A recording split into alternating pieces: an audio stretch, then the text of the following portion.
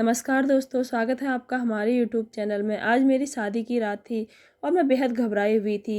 ईशान के बारे में मेरी ननद मुझे पहले ही बता चुकी थी कि वह बेहद ही रोमांटिक टाइप का नौजवान है और मेरी तस्वीर को देखते ही मेरा दीवाना हो गया है। मैं उन लड़कियों में से ना थी जो रोमांस को बहुत ज़्यादा पसंद करती थी। मुझे एक नॉर्मल लाइफ पसंद थी। पति का हर वक्त पत्नी की तारीफ़ करके आगे पीछे घूमना, उससे हर वक्त चिपके रहना मुझे बिल्कुल भी पसंद नहीं था। मुझे यह छिछोरापन लगता था। मुझे एक मैच्योर टाइप के लड़के पसंद थे और ईशान बिल्कुल वैसा ही था, अनमैच्योर। शादी की रात ही उसने मेरी तारीफ के लिए सीधे सीधे शब्दों की बजाय मुझे शेरो शायरी सुनानी शुरू कर दी।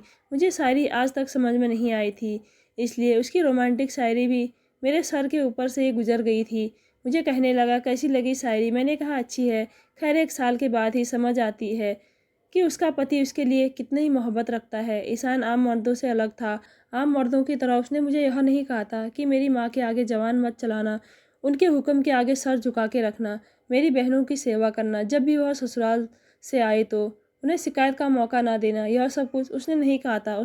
उसने तो बस अपनी और मेरी बात की थी। शादी के शुरू के दिन बहुत अच्छे गुजर रहे थे। ईशान का इरादा था कि हम लोग हनीमून के लिए मनाली, शिमला, नैनीताल और फिर कश्मीर की खूबसूरत वादियों में घूमने जाएंगे और लाइफ को खूब इंजॉय करेंगे। शौक़ तो मुझे भी घूमने फिरने का बहुत था, लेकिन शादी के फ़ौरन बाद ही मेरे ससुर की तबीयत बहुत ज़्यादा ख़राब हो गई थी, इसलिए उन्हें हमें जाने से मना कर दिया। कहने लगे, अगले महीने चले जाना।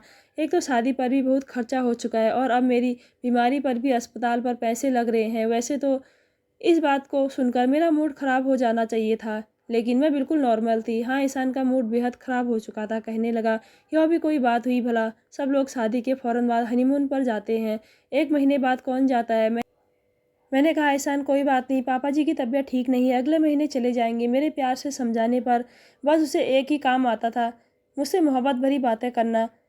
मुझे भी खैर यह सब अच्छा लगता था, लेकिन 1 महीने बाद मेरे ससुर की तबीयत तो ठीक हो गई थी और हमारा इरादा मनाली घूमने जाना था कि अचानक से मेरी तबीयत ख़राब हो गई। मेरी उल्टियाँ रुकने का नाम नहीं ले रही थी। जो भी खाती फ़ौरन से निकल जाता और मेरी ऐसी हालत पर सबसे ज़्यादा इरिटेट मेरे पति को महसूस हो रही थी। मेरी सास मुझे डॉक्टर के पास लेकर गई और जो खबर डॉक्टर ने सुनाई उसे सुनकर मुझे कुछ अफ़सोस हुआ था, लेकिन खैर जो हो गया है उसे टाला नहीं जा सकता था। मैं इतनी जल्दी यह सब कुछ नहीं चाहती थी, लेकिन भगवान की मर्ज़ी के आगे कुछ बस नहीं चलता था।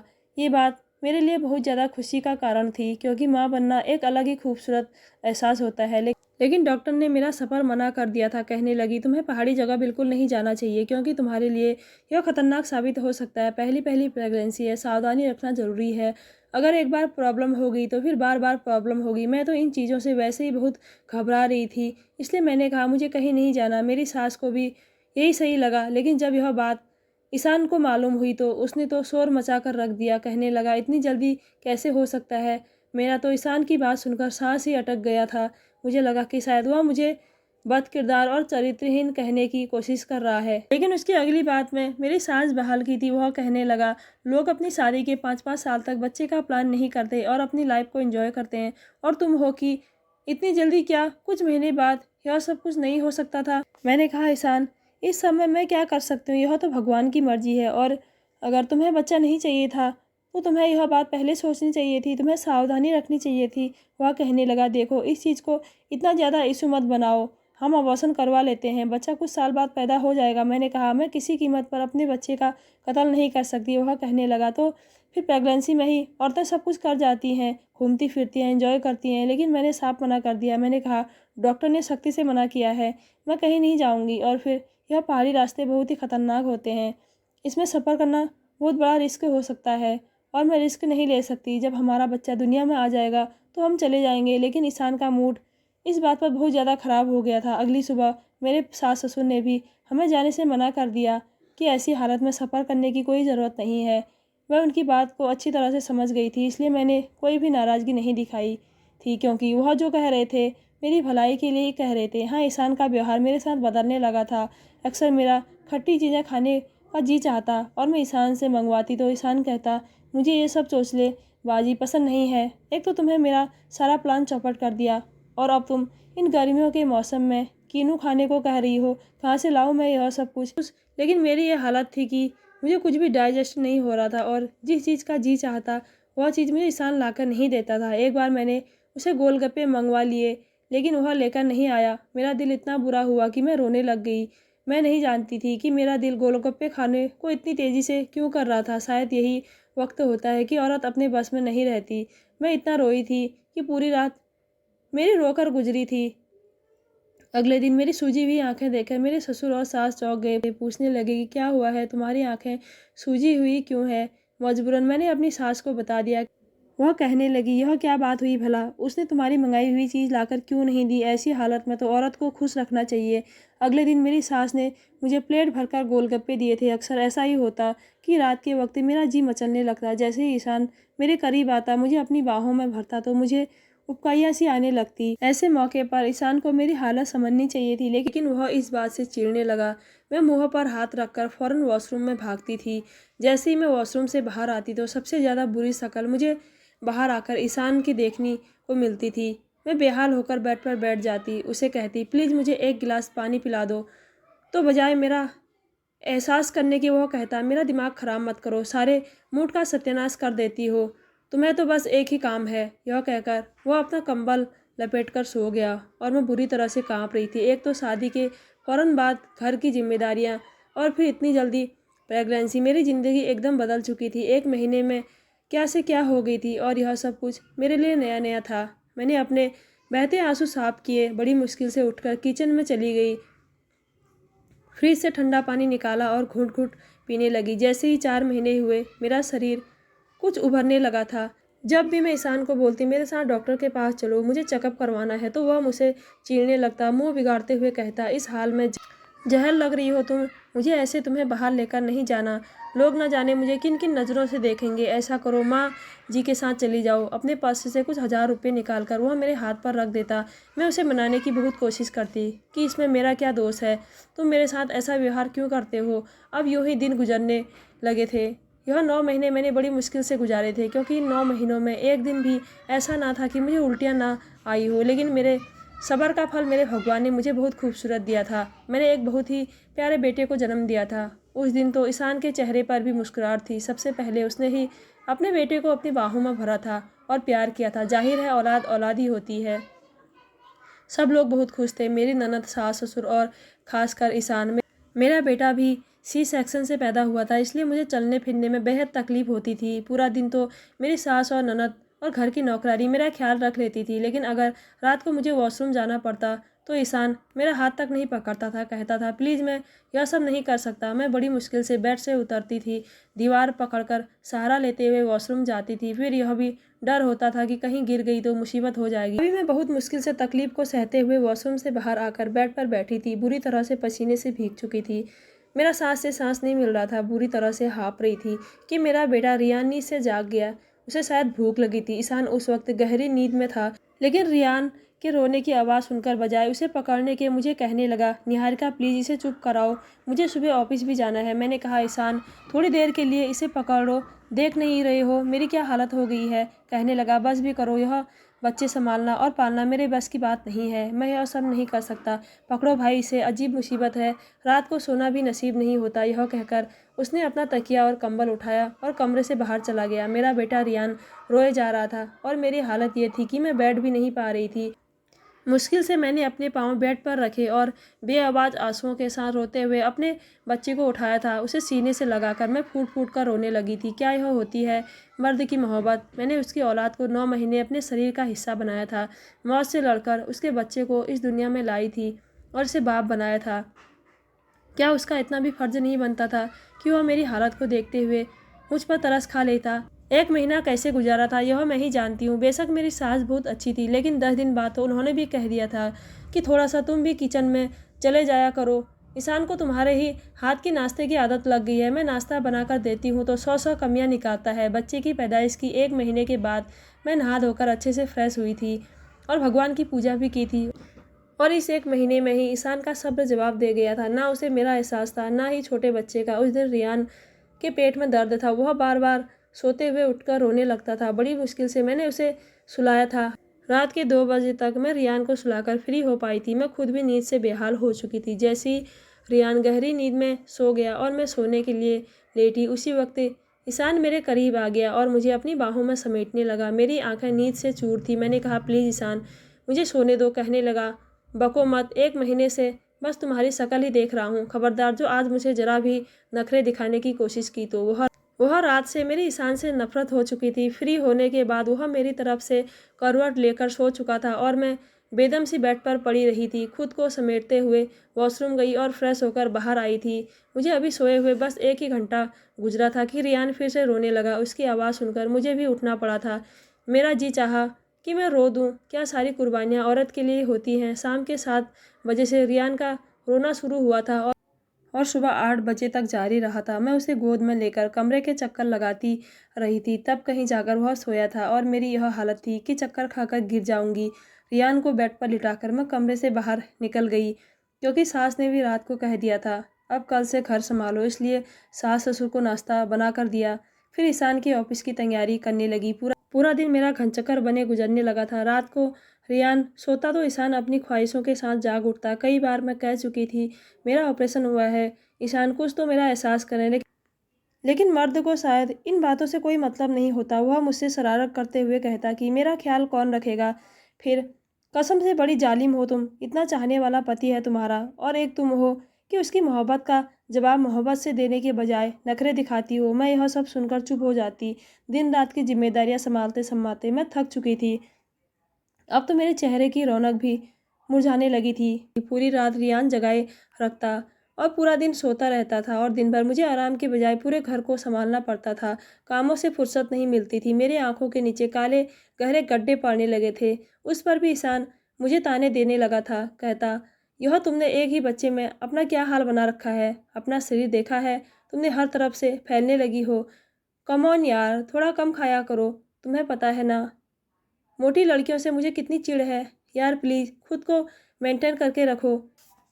ईशान ना जाने क्यों बहुत चिड़चिड़ा सा रहने लगा था। हालांकि घर की और बच्चे की जिम्मेदारियों के बावजूद मैं ईशान के घर आने से पहले तैयार हो जाती थी, लेकिन आजकल उसे मुझ में कमियां ही कमियां नजर आने लगी थी। 1 साल बीत गया था और रियान अब पैर से चलने लगा था, लेकिन ईशान का व्यवहार एकदम बदल चुका था। अक्सर ऑफिस से आते ही खाना खाकर दोस्तों में चले जाते और कहता देर से आऊँगा।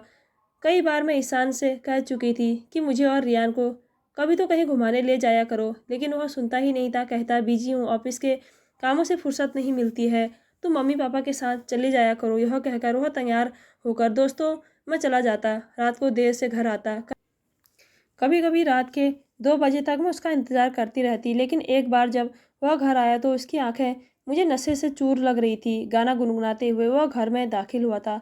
मैं इस वक्त गुस्से में थी। वह मुस्कुराते हुए मेरे गालों पर चुटकी काटकर कहने लगा, हाय स्वीटहार्ट, कैसी हो जाने मन। यह कहकर कमरे की तरफ जाने लगा। मैंने घर का मेन गेट बंद किया और कमरे में आते ही दरवाज़ा बंद कर लिया और ईशान से कहा, आपने यह क्या तमाशा लगा रखा है। रोज़ आप 2 बजे आते हैं। ऐसे कौन से दोस्त हैं आपके जो रात भर आवारागर्दी करते हैं। क्या उनकी पत्नियां उनसे नहीं पूछती हैं। मेरे तपे हुए शब्दों को सुनकर ईशान भी सीरियस हो गया। कहने लगा, मतलब क्या है तुम्हारा। सारी रात तुम्हारे पास बैठा रहूं, कहीं आने जाने पर भी पाबंदी है मुझे। मैंने कहा, ईशान हर चीज़ की एक हद होती है। सिर्फ दोस्त ही आपकी ज़िंदगी में रह गए हैं वक्त देने के लिए। मेरा भी दिल चाहता है कि आप मुझसे बात करें। वह मेरी बात सुनकर कहने लगा, तुम्हारे पास समय ही कब होता है मेरे लिए। जब देखो रियान रियान करती रहती हो। मैं तो ईशान की बात सुनकर हैरान हुई थी। मैंने कहा, आपको अपने बच्चे से जलसी है ईशान। वह कहने लगा, शट अप निहारिका, मुझे क्यों अपने बच्चे से जलसी होगी। बस मैं बिजी हो गया हूँ। ऑफिस से थका हुआ आता हूँ तो मुझे रिलैक्स चाहिए होता है, इसलिए अपने दोस्तों के साथ जाकर बैठ जाता हूँ।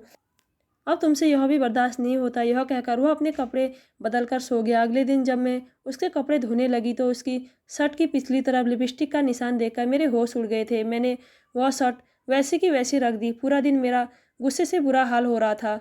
अब मुझे याद आने लगा कि ईशान ने अपने मोबाइल पर पासवर्ड लगाया हुआ था। इससे पहले उसने कभी नहीं लगाया था। अब वह अक्सर कमरे में फ़ोन पर बैठा किसी से हंस हंस कर बातें करता रहता था।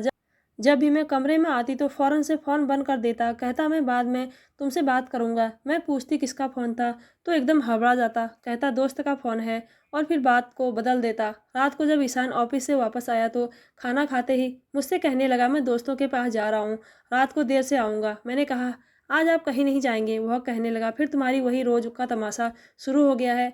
वो गुस्से से कह रहा था। मैंने अलमारी से उसकी शर्ट निकाली और उसके ऊपर फेंक दी। मेरी इस हरकत पर वो कहने लगा, क्या बदतमीजी कर रही हो तुम मेरे साथ। यह क्या हरकत है। शर्ट उसके मुंह पर जाकर लगी थी और फिर जमीन पर गिर गई थी। वो गुस्से से मुझे घूर रहा था। मैंने वो शर्ट पकड़ी और लिपस्टिक का निशान दिखाया। मैंने कहा, ये सब क्या है? जैसे ही उसकी नज़र निशान पर पड़ी थी, उसकी रंगत उड़ी थी। मैंने कहा, तो ये है तुम्हारी वो दोस्त है जिसे तुम रोज़ मिलने जाते हो। ईशान, कौन है यह लड़की? वो मुझसे नज़रें चुराने लगा। मेरे शब्द तेज हुए थे। मैंने कहा, मैं आपसे कुछ पूछ रही हूँ। कौन है यह लड़की जो आपके इस कदर करीब है? मेरी आवाज़ मैं ना चाहते हुए भी नमी उतर आई थी। मेरी आंखों से आंसू बहने लगे थे। मैंने कहा, क्या कमी थी मेरी मोहब्बत में या मेरी वफ़ा में, जिसका आपने मुझे यह सिला दिया है? मेरी बात पर वह मुस्कुराया था। कहने लगा, मोहब्बत? फिर मेरे पास आकर कहने लगा, कौन सी मोहब्बत दी है तुमने मुझे? हाँ, अपने पास तो आने नहीं देती हो। 1 महीने बाद ही तुम्हें बच्चा पैदा करने का शौक़ भी हो गया। मैंने उसी वक्त तुमसे कहा था कि मुझे लाइफ़ एंजॉय करनी है। हम खामोशी से अबॉर्शन करा लेते हैं, किसी को भी पता नहीं चलेगा। बच्चे का क्या था, 2-4 साल बाद भी पैदा हो जाता, लेकिन तुम नहीं मानी। तुम पर पाप और पुण्य का भूत सवार हो गया था कि बच्चा गिरा दिया तो पाप लगेगा। निहारिका, अगर मुझसे मोहब्बत होती तो तुम मेरी बात मानती। हम नैनीताल, कश्मीर और मनाली जैसी खूबसूरत जगह पर घूमकर अपनी लाइफ़ को एंजॉय करते। लेकिन तुम्हें मेरी पत्नी बनने से ज़्यादा माँ बनने का शौक़ ज़्यादा था। फिर मुझे बाजू से पकड़कर आईने के सामने ले गया। कहने लगा, देखो खुद को, क्या हुलिया बना रखा है तुमने। तुम्हारे कपड़ों से खुशबू की बजाय किचन के मसालों की बू आती है। रात को तुम्हारे पास आओ तो तुम्हें रियान के उड़ जाने की चिंता सताती है। सुबह जल्दी उठकर मम्मी पापा को नाश्ता देने की चिंता सताती है। सबकी परवाह है तुम्हें, बस मेरी ही परवाह नहीं है। और अगर मैं थोड़ी सी दिल लगी करने लगा तो तुम आज सवाल जवाब कर रही हो। मैं तो ईशान की बात सुनकर जितना हैरान होती उतना कम था। मैंने कहा, ईशान, ये घर किसका है? मैं किसके घर को संभाल रही हूँ? किसके माँ बाप को सुबह नाश्ता देने की मुझे परवाह होती है? किसकी औलाद को पैदा करने और पालने की खातिर मेरा यह हाल हुआ है? मेरे चेहरे की रौनक खत्म हुई और मेरा फिगर खराब हुआ है। मैं रोने लगी थी। मुझ पर पागलपन सवार हो गया था। गुस्से में मैंने उसका गिरेबान पकड़कर बुरी तरह झिंझोड़ कर रख दिया था, यहाँ तक कि उसकी शर्ट के बटन टूट गए थे। मैंने कहा, इस घर में मेरी क्या हैसियत है? क्या मैं नौकरानी हूँ तुम्हारी, या तुम्हारे माँ बाप की, या तुम्हारी बहनों की, कि जब वह आती हैं तो मैं पूरे टेबल सजा देती हूँ? क्या रियान सिर्फ मेरा बेटा है, तुम्हारा कुछ नहीं लगता? मैंने कहा, मैं तुम्हारी पत्नी हूँ, तुम्हारा घर संभाल रही हूँ, तुम्हारे बच्चे को पाल रही हूँ। तुम होते कौन हो मेरे साथ बेवफाई करने वाले? मैंने कहा, ईशान, मैं उन औरतों में से हरगिज़ नहीं हूँ जो मर्द की इस तरह की अय्याशियों के साथ कॉम्प्रोमाइज़ करते हुए उसी के साथ रहकर अपनी ज़िंदगी की गाड़ी खींच लेती है। मेरा यह कहना था कि उसने अपने गिरेबान से मेरा हाथ छुड़वाकर मुझे पीछे धकेला था। कहने लगा, ठीक है, जाओ, दफ़ा हो जाओ यहाँ से, निकलो मेरे घर से बाहर। तुम्हें अगर यहाँ रहना है तो ऐसे ही गुजारा करना होगा मेरी इसी अय्याशी के साथ, क्योंकि अब मैं राधिका को छोड़ नहीं सकता। मैं तो ईशान की बात सुनकर चकरा कर रह गई थी। मैंने कहा, ठीक है। मैंने अलमारी से अपने कपड़े निकाले और बेड के नीचे रखे बैग में अपने कपड़े डालना शुरू कर दिया। यह देखकर ईशान बड़े गुस्से से मेरे पास आया। मुझे बाजू से पकड़कर कहने लगा, सोच समझकर इस घर से बाहर कदम निकालना निहारिका। अगर तुम एक बार इस घर से बाहर गई तो तुम्हारी जगह राधिका ले लेगी। मैं उससे शादी कर लूँगा। यह सुनना था कि मैं सांस लेना भूल गई थी। यह कहते हुए वह कमरे से निकल गया था। हमारे शोर शराबे से रियान उड़ गया था और अब वो रोए जा रहा था, लेकिन मैंने उसे चुप नहीं करवाया। मैं खुद भी फूट फूट कर रोने लगी थी। हम दोनों के रोने की आवाज़ सुनकर मेरी सास कमरे में आ गई। कहने लगी, क्या हुआ है? तुम्हें क्यों रो रही हो बेटा? और यह रियान को क्या हुआ है? देखो कितना रो रहा है, उसे चुप क्यों नहीं करवा रही हो? मैंने कहा, आपके बेटे ने मेरी ज़िंदगी बर्बाद कर दी है। क्या बिगाड़ा था मैंने उसका? वह मुझसे पूछने लगी, क्या हुआ है? ईशान ने क्या कह दिया है?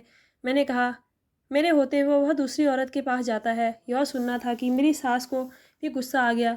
उसने ईशान को फ़ोन करके घर बुला लिया। यह बात मेरे सास ससुर को पता चल चुकी थी, लेकिन ईशान की बेशर्मी का यह हाल था कि कहने लगा, तुमने मेरे घर वालों को बताकर अच्छा नहीं किया है निहारिका। बात कमरे की हद तक थी। अगर तुम कमरे में रहने देती तो ज़्यादा अच्छा होता। ईशान ने गुस्से में आकर मुझे तलाक की धमकी दे दी। कहने लगा, निहारिका, मैं तुम्हें तलाक दे दूंगा।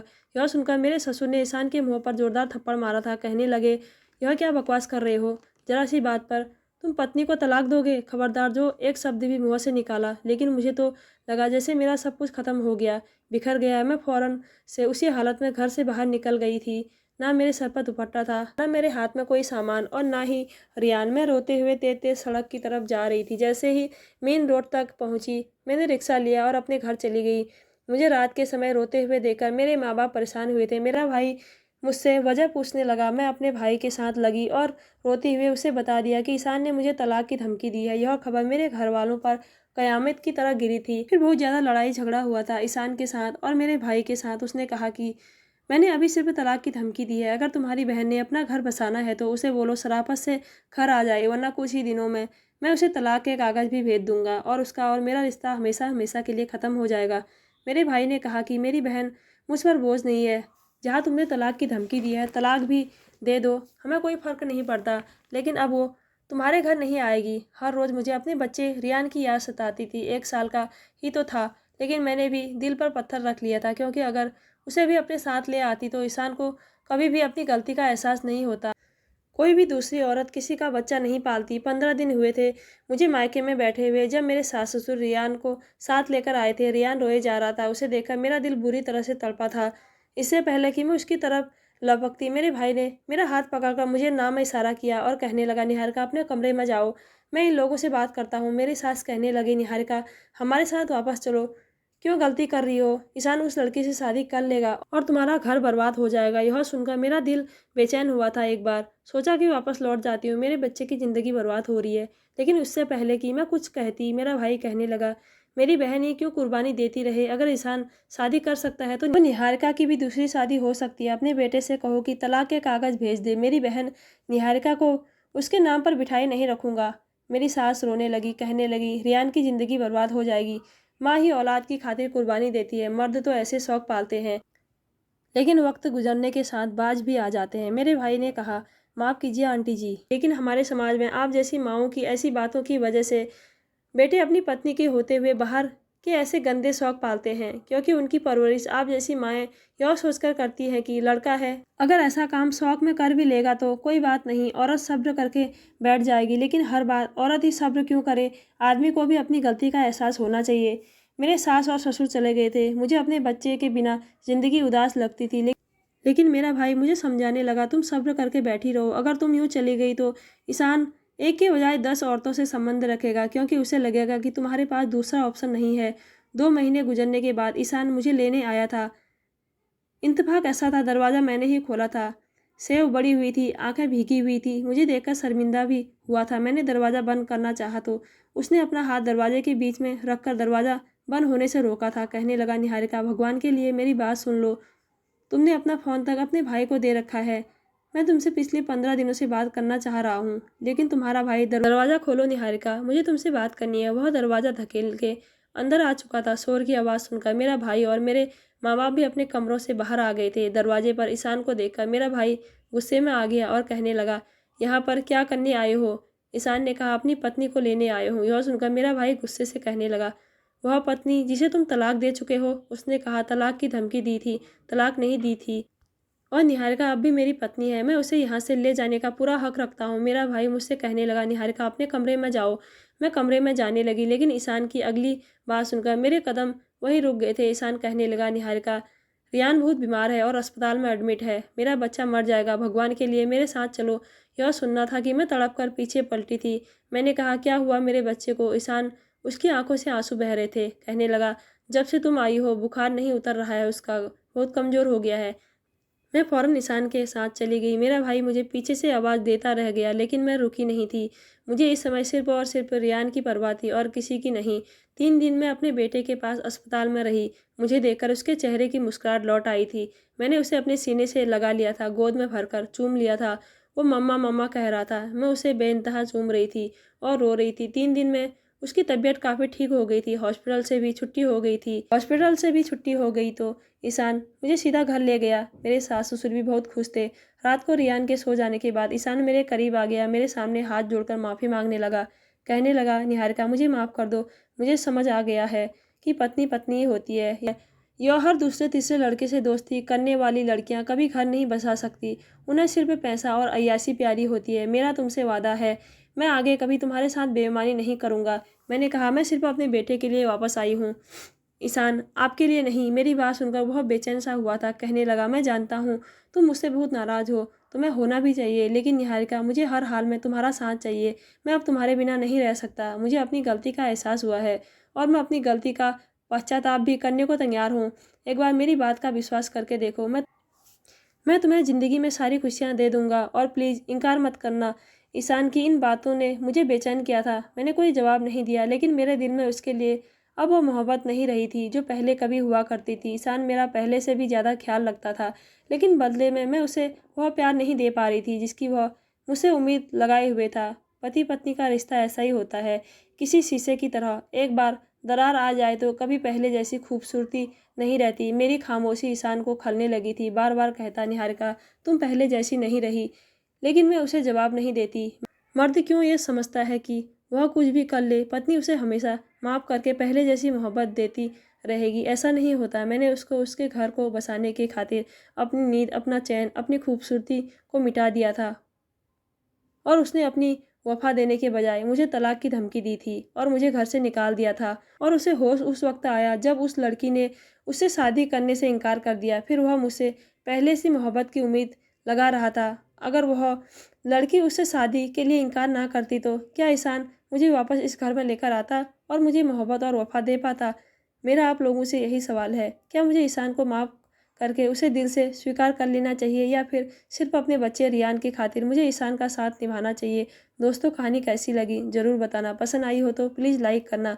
रोज़ एक नई कहानी सुनने के लिए हमारे चैनल को सब्सक्राइब करना। कहानी को अंत तक सुनने के लिए आप लोगों का बहुत बहुत धन्यवाद। मिलते हैं अगली किसी नई कहानी के साथ।